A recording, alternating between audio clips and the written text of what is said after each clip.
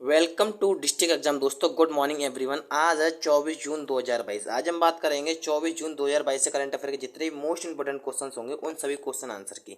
ये आपके वो क्वेश्चन आंसर हैं जो आपके आने वाली हर कम्पिटिटिव एग्जाम में आपकी हेल्प करेंगे और इसकी पीडीएफ आप हमारे टेलीग्राम ग्रुप और व्हाट्सएप ग्रुप से भी ले सकते हैं, जिसकी लिंक मैंने वीडियो के डिस्क्रिप्शन में डाल रखी है। और दोस्तों मैं आपको बता दूं कि वीडियो के लास्ट में आपसे क्वेश्चन ही पूछूंगा जिसका आंसर आपको लास्ट में कमेंट बॉक्स में देना है। और दोस्तों अगर आप हमारे चैनल पर नए हैं तो प्लीज़ अपने चैनल को सब्सक्राइब करें जिससे कि आपका करंट अफेयर सबसे पहले आपके पास पहुंचे। तो चलिए आज की वीडियो शुरुआत करते हैं। तो आज का पहला प्रश्न,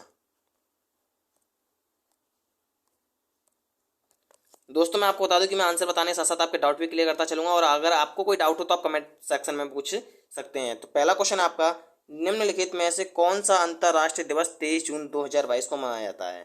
तो दोस्तों विश्व भर में प्रत्येक वर्ष 23 जून को इंटरनेशनल ओलंपिक डे मनाया जाता है। कौन सा डे? इंटरनेशनल ओलंपिक दिवस मनाया जाता है। अंतर्राष्ट्रीय ओलंपिक दिवस मनाने की शुरुआत वर्ष 1948 में हुई थी। इसलिए दोस्तों इसका राइट आंसर अंतर्राष्ट्रीय ओलंपिक दिवस है। अगला प्रश्न, संयुक्त राष्ट्र लोक सेवा दिवस जून में किस तिथि को मनाया जाता है? संयुक्त राष्ट्र लोक सेवा दिवस प्रत्येक वर्ष 23 जून को, कितने जून को दोस्तों? 23 जून को विश्व स्तर पर मनाया जाता है। यह दिन मनाने का मकसद विकास प्रक्रिया, सार्वजनिक सेवा योगदान को और रोजगार उजागर करने और समुदाय की सार्वजनिक सेवा को महत्व देना है। इसीलिए दोस्तों इसका राइट आंसर 23 जून है। अगला प्रश्न,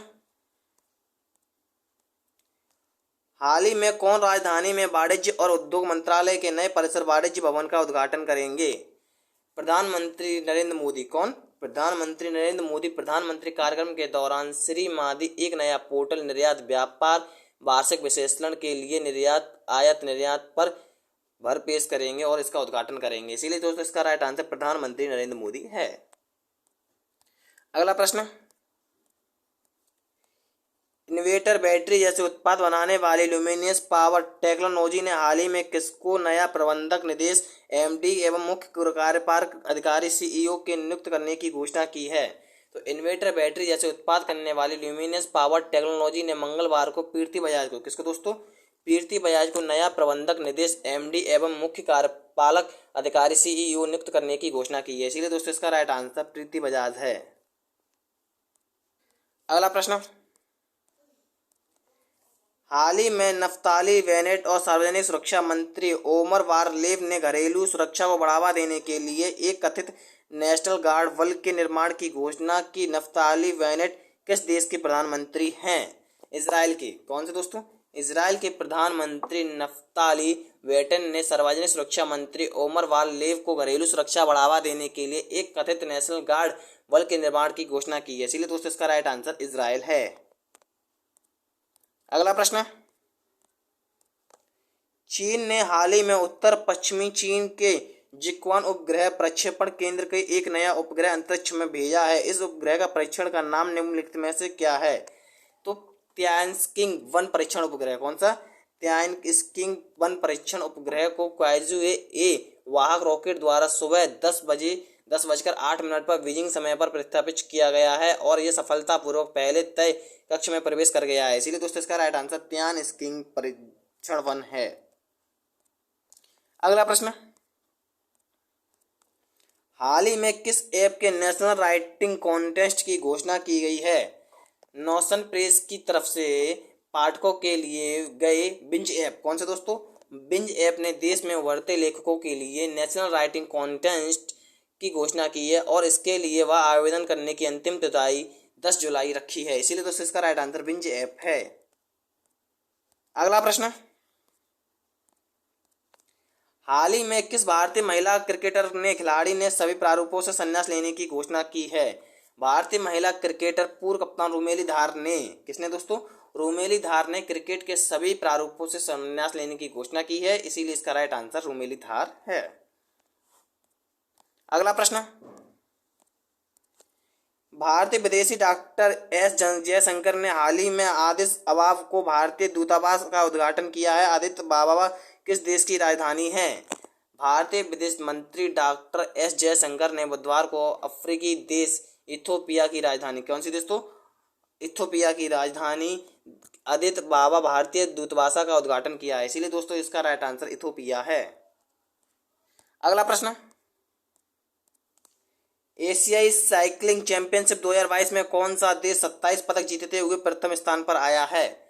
दिल्ली के इंदिरा गांधी इंडोर खेल परिसर में आयोजित चैंपियनशिप भारतीय साइकिलिंग में 2 स्वर्ण पदक और 6 रजत और 15 कांस्य कुल 27 पदक जीतने वाला जापान पहले नंबर पर रहा है। इसीलिए दोस्तों इसका राइट आंसर जापान है।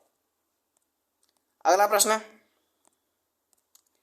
भारतीय महिला क्रिकेटर स्मृति मंथना को कैरियर में कौन सी बार ICC women's cricketer of the year चुना गया है? भारतीय महिला क्रिकेटर स्मृति मंथना को हाल ही में दूसरी बार, कौन सी बार? दूसरी बार ICC women's cricket of the year, उन्हें इससे पहले 2018 में भी इस सम्मान से सम्मानित किया गया था। हालांकि उनकी मुकाबला इंग्लैंड की टीमें व्यूमॉन्ट, दक्षिण अफ्रीका की लीजेंस ली, आयरलैंड गेली लुइस से थी। उन्होंने इसे पीछे छोड़ते हुए अवार्ड अपने नाम किया है। इसलिए दोस्तों इसका राइट आंसर दूसरी बार है। अगला प्रश्न, हिमाचल प्रदेश और किस राज्य सरकार ने यमुनानगर के जिले के आदि बद्री एक बांध बनाने के लिए एक समझौते पर हस्ताक्षर किए हैं? हरियाणा सरकार और हिमाचल प्रदेश सरकार ने। किसने दोस्तों? हरियाणा सरकार और हिमाचल प्रदेश सरकार ने हाल ही में यमुनानगर जिले में आद्री बद्री एक बांध बनने के लिए एक समझौते पर हस्ताक्षर किए हैं। यह बांध पौराणिक सरस्वती नदी पर काल्यापल करेगा। इस योजना की कुल लागत 215.33 करोड़ रुपए है। अगला प्रश्न, केंद्र सरकार ने हाल ही में किस राज्य बेंगलुरु और गिजिमेंट एक प्लास्टिक पार्क बनाने की मंजूरी दे दी है? केंद्र सरकार ने हाल ही में कर्नाटक राज्य, कौन से दोस्तों? कर्नाटक राज्य के बेंगलुरु के मैग्नेजेटिक एक प्लास्टिक पार्क बनाने की मंजूरी दे दी है, जिसे 62.77 करोड़ रुपए की लागत से बनाया जाएगा। इस पार्क को कर्नाटक औद्योगिक क्षेत्र विकास की बोर्ड की भूमिका किया जाएगा। इस परियोजना को लागू करने के लिए कैडव के दायरे में एक विशेष प्रयोजन वाहन बनाएगा। इसलिए दोस्तों इसका राइट आंसर कर्नाटका है। अगला प्रश्न, भारत ने हाल ही में किस राज्य में बने लिविंग रूट ब्रिज के लिए यूनेस्को विश्व के धरोहर टैग की मांग की है? भारत ने हाल ही में मेघालय में बने, कहाँ पर दोस्तों? मेघालय में बने धरी छोटी धाराओं को बने हुए suspension bridge living root bridge के लिए यूनेस्को की विश्व धरोहर टैग की मांग है। वे जीवित पौधों की जड़ों में उपयोग करने के लिए जाते हैं। ये रूट ब्रिज मेघालय में आम इन पुलों के स्थानीय रूप में जीआईजिंग जारी कर रहा है। इसीलिए दोस्तों इसका राइट आंसर मेघालय है। अगला प्रश्न, निम्न में से किस केंद्र शासित को प्रदेश को जारी हेलमेट को केंद्र शासित प्रदेश का पहला दूत गांव घोषित किया गया है? जम्मू एंड कश्मीर केंद्र शासित प्रदेश को, किसको दोस्तों? जम्मू एंड कश्मीर केंद्र शासित प्रदेश को जारी हेलमेट को हाल ही में केंद्र शासित का पहला दूध गांव घोषित किया गया है। और हेलमेट के लिए एकीकृत डेयरी विकास योजना के तहत 57 और डेयरी फार्मों को मंजूरी दे दी गई है। इस गांव में 370 गायों के साथ 73 व्यक्तिगत डेयरियां हैं। इसीलिए दोस्तों इसका राइट आंसर जम्मू कश्मीर है। अगला प्रश्न, पनामा जंगल की खोजी गई वर्षों मेंढक की एक नई प्रजाति का नाम किसके नाम पर रखा गया है? पनामा जंगल में खोजी गई एक वर्षा मेंढक की नई प्रजाति का नाम हाल ही में ग्रेटा थुनबर्ग के नाम पर रखा गया है। इस प्रजाति को प्रिस्टिंग मास्टिंग ग्रेटा बुर्थंग नाम दिया गया है। यह लोकप्रिय रूप ग्रेटा थुनबर्ग रैम्फॉन के रूप में जाना जाता है। इस मेंढक के मूल रूप 2012 में खोजा गया था। इसीलिए दोस्तों इसका राइट आंसर ग्रेटा थुनबर्ग है। अगला प्रश्न, इनमें से किस बॉलीवुड अभिनेत्री Washington DC south Indian film festival 2021 international association of working women award से सम्मानित किया गया है? बॉलीवुड अभिनेत्री सुष्मिता सेन, किसको दोस्तों?